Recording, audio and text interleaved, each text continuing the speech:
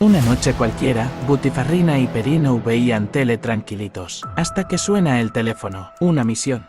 Butifarrina se ve preocupada, pero intrigada. Es hora de aventura. Salen corriendo del apartamento. Suben al Caimaniro mototaxino directo a la playa.